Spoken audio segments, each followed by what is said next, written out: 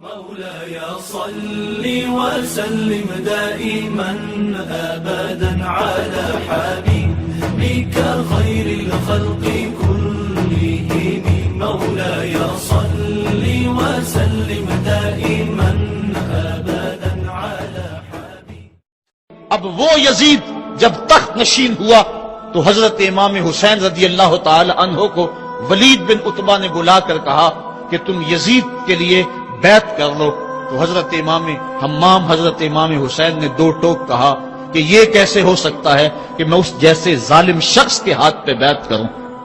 آپ یہ کہہ کے پلٹے تو مروان بن حکم نے مشورہ دیا کہ یہ موقع ہے جانے نہ دو، اگر یہ چلے گئے قابو پانا دوبارہ مشکل ہوگا، لہٰذا ابھی ان کو قتل کر دیا جائے.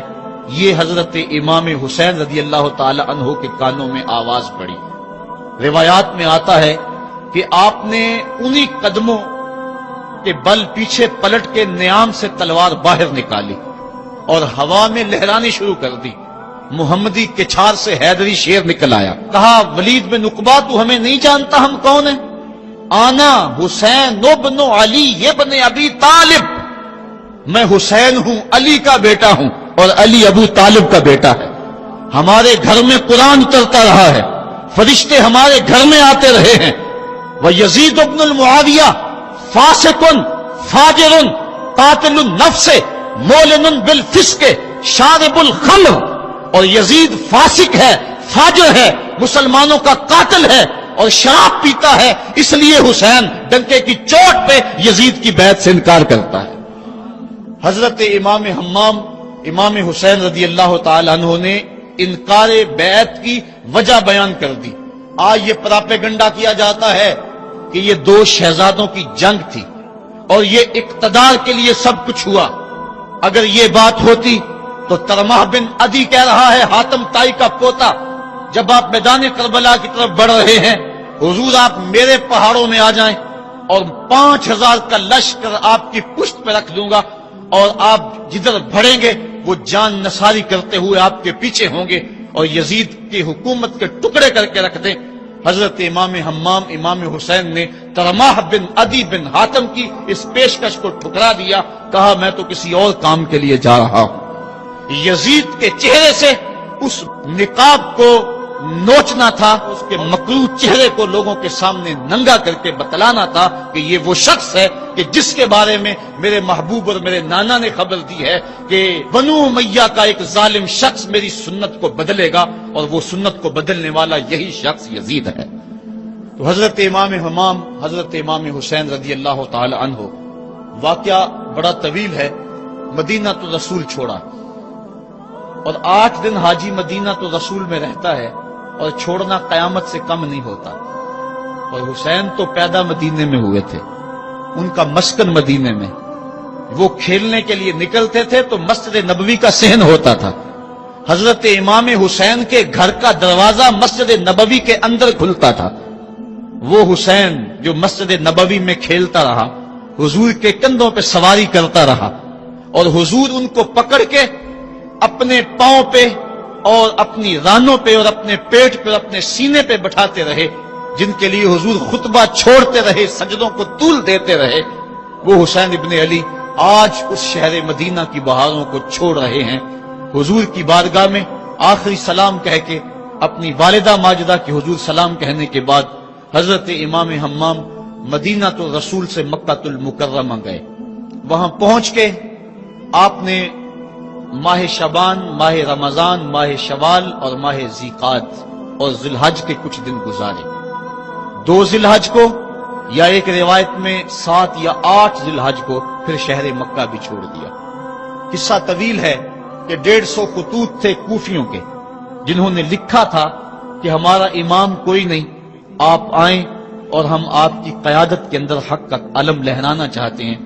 صحابہ نے ان کی بے وفائی اور بے مروتی کا تذکرہ کیا تو حضرت امام حمام نے فرمایا میں جانتا ہوں ان کے رویوں کو، لیکن اب انہوں نے چونکہ مجھے خط لکھے ہیں اور اگر میں نہ گیا تو وہ قیامت کے دن کہیں گے کہ مالک ہم نے تو تیرے رسول کے نواسے کو بلایا تھا، وہ ہماری مدد کے لیے نہیں پہنچا. فرمایا اگر میں جاتا ہوں اور کلمہ حق بلند ہو جاتا ہے تو پھر بھی درست، اور اگر وہ بے وفائی کرتے ہیں اور اس رستے میں مجھے جان دینا پڑتی ہے تو پھر بھی کوئی بات نہیں، پھر بھی میں مراد کو پہنچا ہوا اپنے آپ کو پاؤں گا۔ آپ مکہ المکرمہ سے کوفہ کی سمت روانہ ہوئے، رستے میں حضرت مسلم بن عقیل کی شہادت کی خبر ملی، لیکن پھر بھی آگے بڑھتے چلے گئے۔ کوفہ سے 2 منزل دور حر بن یزید ریاحی 1000 کے لشکر کے ساتھ مزاحم ہوا اور آپ کو روک کر میدان کربلا میں لے گیا۔ آپ نے کہا کہ میں یزید کی بیعت کسی صورت میں نہیں کروں گا، جس سے صرف حق ہی قبول ہو، یہی جس کا اصل اصول ہو، جو نہ جھک سکے جو نہ بک سکے، اسے کربلائیں ہی راس ہیں۔ حضرت امام حسین امام حمام کربلا کے تپتے ہوئے ریگزار کے اندر 2 محرم کو پہنچے اور 9 محرم تک آپ مختلف انداز سے مفاہمت کی بات اس انداز سے کرتے رہے کہ میں بیعت نہیں کروں گا، لیکن کچھ تو خون سے بھی بچنا چاہتا ہوں۔ لیکن ان کا ایک ہی مطالبہ تھا کہ ہر صورت میں بیعت کرنا ہوگی، اس کے علاوہ کوئی صورت نہیں ہے۔ ان کا یہ مطالبہ تھا، ان کی بات یہ تھی کہ بیعت تو میں کسی صورت نہیں کر سکتا، کیونکہ انکار بیعت کی جو وجہ آپ نے وہاں بیان کی وہ وجہ بہر صورت موجود تھی، اس لیے کہا کہ کسی صورت میں میں یزید کے ہاتھ پہ بیعت نہیں کر سکتا۔ خیر وقت گزرتا گیا، پھر 9 کو یہ بات طے ہو گئی کہ لڑنے کے لیے تیار ہو جاؤ اگر تم نے بیعت نہیں کرنی۔ بیعت کرنے کی صورت میں مراعات سے نوازا جا رہا تھا، بڑے سے بڑا شہنشاہ بھی ہوتا اس کے پاؤں میں بھی لغزش آ جاتی، لیکن حضرت امام حسین رضی اللہ تعالیٰ عنہ نے فرمایا کہ یہ تخت و تاج کیا چیز ہیں، جن کی مسند محبوب کی گلی میں لگی ہو وہ تخت سکندری پہ کبھی تھوکا بھی نہیں کرتے۔ مجھے ان تخت و تاج کی پرواہ نہیں، میں تو کلمت الحق کے اعلاء کے لیے میدان عمل میں آیا ہوں۔ آپ نے مقام بیضا پہ خطبہ دیتے ہوئے کہا تھا کہ لوگوں میں جانتا ہوں کہ میرے ساتھ کیا ہونے والا ہے، لیکن اس کے باوجود میں میدان میں اس لیے جا رہا ہوں وَلَكُمْ فِيَّ أُسْوَةٌ کہ میری زندگی تمہارے لیے ایک نمونہ بن جائے۔ آپ نے اپنی زندگی کو قیامت تک آنے والی نسلوں کے لیے ایک نمونہ قرار دیا، اور میں نے پچھلے اجتماع کے موقع پہ کہا تھا، جو احباب پچھلے اجتماع پہ موجود تھے انہیں وہ جملے یاد ہوں گے کہ قیامت تک جبر کے خلاف جتنی بھی تحریکیں اٹھیں گی سب کا قائد حسین ابن علی ہوگا۔ انسان کی عقل اور منطق اس کو یہ دلیلیں دیتی ہے کہ تم جبر کے خلاف اگر میدان میں آئے تو کٹ جاؤ گے، ٹکڑے کر دیے جائیں گے۔ جبر سے مفاہمت کر لو، لیکن عشق سکھاتا ہے مفاہمت نہ سکھا، جبر ناروا سے مجھے میں سر بکف ہوں، لڑا دے کسی بلا سے مجھے۔ تو عشق انسان کو لڑنے کا سلیقہ دیتا ہے، محبت باطل سے ٹکرانے کا درس دیتی ہے۔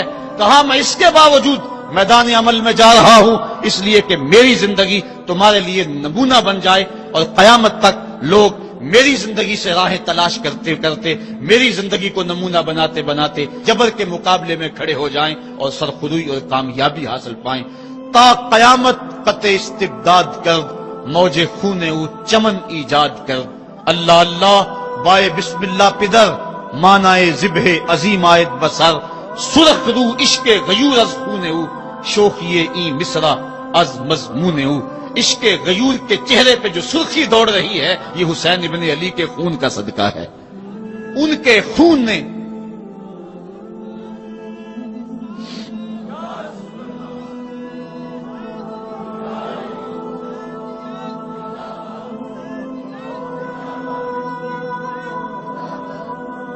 آپ نے 9 کی شب کو چراغ بجھا دیے، کہا یہ میری جان کے دشمن ہیں، تم اگر جانا چاہو تو جا سکتے ہو، میرے بعد تمہیں کوئی نہیں پوچھے گا۔ لیکن جانثاروں نے کہا یہ کیسے ہو سکتا ہے کہ آپ کا ساتھ چھوڑ کے چلے جائیں۔ پھر عاشورے کی وہ رات جو درد و اندوہ سے بری ہوئی رات تھی، ساری رات عبادت میں گزاری۔ ایک طرف شراب چل رہی ہے اور دوسری طرف آنکھوں سے عشق رسول کی مستی چھلک رہی ہے۔ تہجد کا وقت ہوا، نماز تہجد ادا کی، شہزادہ علی اکبر نے اذان پڑھی، اور کربلا کے ریگزار میں ان کی یہ آخری باجماعت نماز تھی۔ ریگستان کربلا کے ذرے گواہ ہو گئے ان کے سجدوں کے۔ آج کائنات کا وہ انوکھا باب رقم ہونے والا تھا کہ صدیاں جس پہ ناز کریں گی۔ فرشتوں نے کہا تھا مالک تو خلیفہ بنا رہا ہے انسان کو، یہ تو لڑائی کرے گا، سجدے تو ہم کرتے ہیں۔ آج فرشتوں نے بھی دیکھنا تھا کہ سجدہ کرنے کا جو انداز حسین ابن علی کا ہے، فرشتے اپنی زندگی کی ساری کمائی اکٹھی کر لیں، حسین کے سجدے کی زکات بھی نہیں بن سکتی۔ جب جبر کی تیغیں چمکنے لگیں اور ایک ایک کر کے آوان و انصار جام شہادت نوش کرنے لگے، کبھی وہب شہید ہو رہے ہیں، کبھی زہر شہید ہو رہے ہیں، کبھی اون و محمد کے لاشیں گر رہے ہیں، کبھی قاسم کی جوانی لٹ رہی ہے، کبھی جواں اکبر کی آواز کربلا کے ریک زاروں میں گونجتی ہے، یا ابا ہو ادرکنی، میرے باپ مجھے پکڑیے۔ تو حضرت امام حمام دوڑ کے جاتے ہیں اور اپنے جواں بیٹے کی لاش کو کندھوں پہ اٹھا کے خیموں تک پہنچا کے ہاتھ فضا میں بلند کرتے ہوئے عرض کرتے ہیں ربنا تقبل منا ھذا القربان، مالک حسین کی یہ قربانی بھی قبول کر لے۔ معصوم علی اصغر کو ہاتھوں میں لے کر جب سوئے فرات بڑھے اور دو شاخہ تیر ان کے حلق میں پیوست ہوا، چلو میں خون لے کر آسمان کی طرف اچھال کے کہتے تھے مالک میری یہ کمائی تھی، یہ بھی تیرے راہ میں قربان کرتا ہوں، حسین کی یہ ننھی قربانی بھی قبول کر لے۔ اب آیان و انصار اور اہل بیت کی ایک ایک کلی کربلا کے اندر کٹ گئی، فاطمہ کا سارا چمن اجڑ گیا، مصطفیٰ کی آل میدان کربلا کے اندر کٹ گئی۔ اب امام حمام ہاتھ میں تلوار لیے میدان عمل میں آئے اور آپ نے جو آخری خطبہ دیا تاریخ کے اوراق میں موجود ہے، لوگوں میرا حسب و نسب پہچانو میں کون ہوں، میں کون ہوں مجھے پہچانو، جلدی نہ کرو، ناحق خون اپنے ذمے نہ لو، میں وہ ہوں جو رسول کریم کے کاندھوں پہ کھیلتا رہا ہوں اور مجھے حضور نے لوریاں دے دے کے پالا ہے، میں حضور کی زبان چوسا کرتا ہوں۔ اس وقت دنیا پر کسی نبی کی بیٹی کا بیٹا موجود نہیں، میرا حق پہنچانو۔ لیکن اشقیاء کے آنکھوں کے آگے اندھیرا تھا۔ عمر بن سعد جو رے کی حکومت کے لالچ میں سب کچھ کرنے کے لیے تیار تھا، وہ حضرت سعد بن ابی وقاص کا بیٹا ہے، اور یہ وہ صحابی ہے جن کے لیے حضور کہتے تھے فدا کا امی و ابی، اے سعد میرے ماں باپ تیرے اوپر قربان ہو۔ غزوہ احد کے موقع پہ حضور ان کے لیے کہہ رہے ہیں، لیکن آج وہی میدان میں نکلا ہوا ہے۔ حضرت امام حمام امام حسین رضی اللہ تعالیٰ عنہ پھر میدان عمل میں آئے، اور پھر دشمنان اہل بیت کے ساتھ جس جرت اور پامردی کے ساتھ آپ نے لڑائی کی، اور آپ کی تیغ براں جس طرح ان کے سر کاٹتی اور ان کا خون چاٹتی رہی، تاریخ کے اوراق میں وہ روشن باب موجود ہیں۔ آواز آ رہی تھی یہ کون ذی وقار ہے، یہ کون شاہ سوار ہے، لباس ہے پھٹا ہوا، چھدا ہوا، کٹا ہوا، لخت لخت کٹا ہوا، پھر بھی ہے ڈٹا ہوا، یہ بال یقین حسین ہے، یہ نبی کا نور عین ہے۔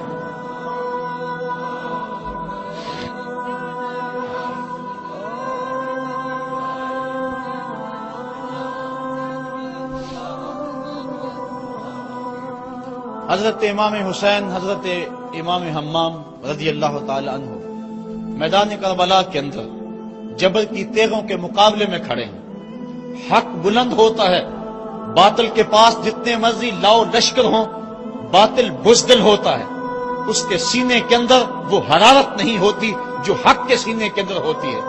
ذرا غور تو کرو، 22,000 کا لشکر جرار ان کے مقابلے میں، جو محتاط روایات کے مطابق، ورنہ 82 کی روایت بھی کتب تواریخ میں موجود ہے، بھلا 72 افراد جو 3 دن سے بھوکے بھی اور پیاسے بھی، ان کے لیے 22,000 کا لشکر کیا معنی رکھتا ہے؟ لیکن باطل ہمیشہ بزدل ہوتا ہے، اگر حق میدان عمل میں کھڑا ہو جائے تو کائنات کی کوئی چیز اس کے سامنے نہیں ٹھہر سکتی۔ یہ سبق حضرت امام حمام کی قربانی نے ہمیں پیش کیا۔ 72 افراد جبر کے خلاف کھڑے ہیں، 71 افراد خاک و خون میں ان کے لاشیں مل گئے۔ اب حضرت امام حسین رضی اللہ تعالیٰ عنہ میدان کربلا میں آپ نے آخری جو خطبہ ارشاد کیا جس کے الفاظ میں نے آپ کے سامنے رکھے، لیکن انہوں نے ایک ہی بات کہی کہ آپ بیعت کریں یا میدان میں آ جائیں۔ آپ نے کہا کہ میں تو کسی صورت بیعت کرنے کو تیار نہیں۔ پھر میدان عمل میں آئے، ان کو کاٹتے رہے، پھر گھوڑے کو ایڑ لگائی اور فرات کی لہروں میں آئے، پانی کا چلو بھرا اور لشکر اشقیاء کی طرف دیکھ کے کہا کہ تم نے میرے لیے پانی بند کیا، دیکھو آج حوض کوثر پہ بھی حسین کا قبضہ ہے، فرات کی لہروں پہ بھی حسین کا قبضہ ہے۔ لیکن آپ نے اس کے باوجود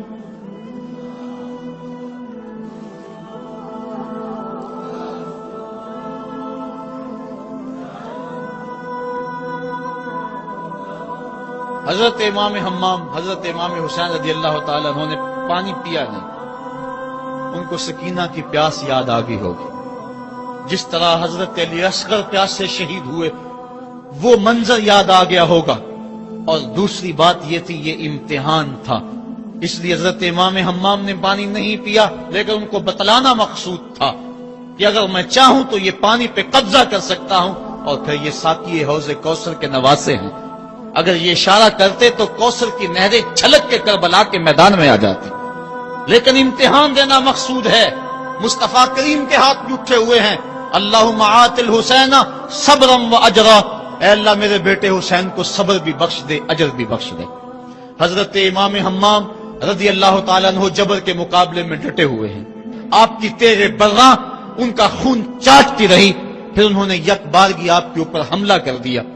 حضرت امام حمام نے اس حالت کے اندر بھی اپنی زبان کو روکا اور زبان سے ہائے تک نہیں کی۔ آج شہادت حسین کو تماشا بنا کے رکھ دیا گیا ہے، اس انداز کے اندر اس شہادت کو بیان کیا جاتا ہے جس طرح وہ ترلے اور منتیں کر رہے تھے، پانی پانی کی صدائیں ان کے لبوں پہ تھی۔ نہیں، ایسا نہیں تھا، زخم پہ زخم کھا کے جی، خون جگر کے گھونٹ پی، آہ نہ کر لبوں کو سی، یہ عشق ہے دل لگی نہیں۔ جب محبت کا دم بھرا ہے تو سب کچھ کٹانا ہوگا اور کٹا کے بھی مسکرانا ہوگا۔ جو محبت کے دعویٰ رکھنے والے ہوتے ہیں ان کا امتحان ہوتا ہے، مشکل موقع پر ہی تو امتحان ہوتا ہے کہ اس موقع پہ یہ دامن صبر کو تھامتے ہیں یا نہیں تھامتے۔ اگر وہ ہائے ہائے کرتے رہے، وہ چیختے اور پکارتے رہے، اور وہ پانی کے لیے ہاتھ اور جھولی پھیلاتے رہے، اور جو پانی کے لیے جھولیاں پھیلاتے تھے انہوں نے پھر بیعت کیوں نہ کر لی؟ ان کو اتنا کچھ دیا جاتا تھا، اس کو قبول کیوں نہ کیا؟ انہوں نے یزید کے تخت و تاج کو قبول نہ کیا، یزید سے پانی کیسے مانگتے؟ وہ تو خود حوض کوثر کے والی کے نواسے تھے، وہ اوروں سے پانی مانگتے پھرتے۔ پوری تاریخ پڑھو کربلا کی، آپ کو نہیں ملے گا کہ حضرت امام حسین کی زبان سے ہائے بھی نکلا۔ آپ نے ہر مشکل موقع پہ صبر کے دامن کو تھاما ہے، اور ہر قربانی پیش کرنے کے بعد ہاتھ اٹھا کر یہی کہا، ربنا تقبل منا ھذا القربان، مالک حسین کی یہ قربانی بھی قبول کر لے۔ اس کا یہ مطلب نہیں کہ یہ دکھ کم تھے، اس کا مطلب یہ نہیں کہ مظلومیت نہیں تھی، وہ مصیبتیں تو اتنی تھی کہ پتھر کا کلیجہ بھی شک ہو جائے، کائنات کا کلیجہ چاک چاک ہو جائے، لیکن اس کے باوجود کیونکہ ان کے صبر کا امتحان تھا، اور جب آپ کے اوپر پہم تیر برسنے لگے، محتاط روایات کے مطابق 33 زخم تلواروں کے آپ کے بدن پہ تھے، اور 34 گھاؤ نیزوں کے آپ کے جسم پہ تھے، بلکہ بہت سارے نیزوں کی انیاں ٹوٹ گئی تھی جسم میں۔ حضرت امام حسین رضی اللہ تعالیٰ عنہ کا جب پیراہن اتارا گیا اور اس کو جب دیکھا گیا تو 113 سوراخ اس میں تیروں کے تھے، اور گھوڑے کی زین سے جب فرش زمین پر گرے وہ تیر جسم میں اور پیوست ہو گئے۔ گھوڑے کی زین سے فرش زمین پر جب آنے لگے تو کافی عرصہ لگ گیا، چونکہ برچھیوں کی نوکوں پر آپ کتنی دیر تک معلّہ رہے۔ اس وقت گھوڑے کی زین سے فرش زمین پر آئے اور کربلا کی اس تپتی ہوئی ریت کے اوپر پیشانی رکھی، فوارے پھوٹ رہے تھے، کائنات دم بخود تھی، چرخ کہن کانپ رہا تھا۔ آج تک آسمان نے ایسا منظر نہیں دیکھا تھا، آج تک حوروں نے ایسا منظر نہیں دیکھا تھا، سورج بھی منہ چھپا رہا تھا عاشورے کے دن، یہ منظر اس سے بھی نہیں دیکھا جا رہا تھا۔ ریت کربلا کی کپ کپا رہی تھی، دشمنوں کے نرغے میں مصطفیٰ کا نواسا 3 دن کا پیاسا تیروں اور نیزوں کی برسات کے اندر نے پیشانی سجدے میں رکھ دی، اور آخری کلمات یہ تھے، اللہم رضن بقضائک وصبرا علی بلائک تسلیما لامرک سبحان ربی العالی۔ مالک جو دکھ آئے، اذیتیں آئیں، مصیبتیں پہنچی، امتحان آیا، حسین اس پہ راضی ہو گیا، تیرے امر کو تسلیم کر لیا، تیری رضا پہ راضی ہوا۔ سب کچھ قربان کرنے کے بعد مالک حسین تیری تقدیر پہ راضی ہے، مالک تو بھی بتا، تو بھی حسین پہ راضی ہوا ہے یا کہ نہیں ہوا ہے؟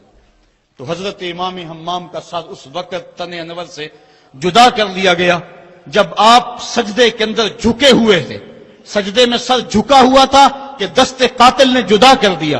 ایک شخص حرم کعبہ کے حج کے لیے آ رہا تھا، لبیک اللہم لبیک کی صدائیں اس کے لبوں پہ تھی کہ اس کی شہادت ہو گئی، وہ فوت ہو گیا۔ آقا کریم کو خبر دی گئی، حضور فرمایا کل جب قیامت کا دن ہوگا تو جب یہ اٹھے گا تو جس حالت میں فوت ہوا اس حالت میں اٹھے گا، اس کے لبوں پہ لبیک کی صدائیں ہوں گی۔ حسین ابن علی کا جب سر کٹا اور جب جسم سے تن انور سے ان کا سر انور جدا ہوا، اس وقت سر سجدے میں رکھا ہوا تھا۔ بندہ جس حال میں جاتا ہے قیامت کے دن اس طرح اٹھایا جاتا ہے۔ باقی لوگ قبروں میں اور انداز میں اٹھیں گے، حسین جب قبر سے اٹھے گا سر سجدے میں رکھا ہوا ہوگا۔ قیامت تک حسین نماز میں ہے، قیامت تک حسین نماز میں ہے، قیامت تک حسین سجدے میں ہے، قیامت تک حسین کا سر اللہ کے حضور جھکا ہوا ہے اور وقت کے یزیدوں کو للکار رہا ہے۔ وقت کے یزیدوں، تم اپنے اپنے دور میں پر پرزے نکالتے رہو گے، لیکن حسین کا سر اور حسین کے ماننے والوں کا سر کبھی بھی تمہارے سامنے نہیں جھکے گا۔ حسین کا سر کل بھی خدا کے سامنے خم تھا اور آج بھی خدا کے سامنے ہی سر خم ہے۔ تو حضرت امام حسین رضی اللہ تعالیٰ عنہ کا سر اس وقت کاٹا گیا۔ پھر